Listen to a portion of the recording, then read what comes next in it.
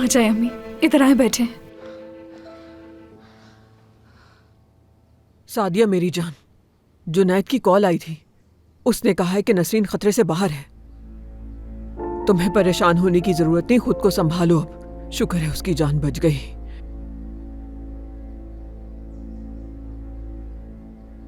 लेकिन वो शिकायत जरूर करेगी।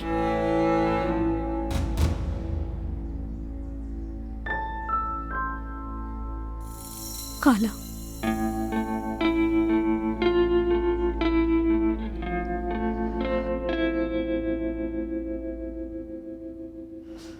क्या कहा सादिया ने?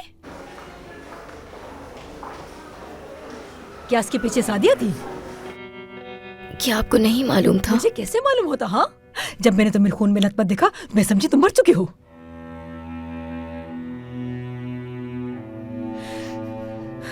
मुझे तो यकीन ही नहीं आ रहा। सोच भी नहीं सकती थी मैं कि सादिया तुम्हें मारने की कोशिश भी कर सकती है। मेरी अकल दंग रह गई ये बात सुनकर।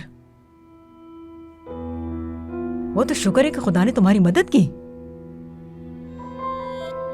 और अगर तुम्हारी जान चली जाती और तुम्हें कुछ हो जाता, कसम खा के कहती हूँ मैं वही चाकू में सादिया के पेट में घुसा देती।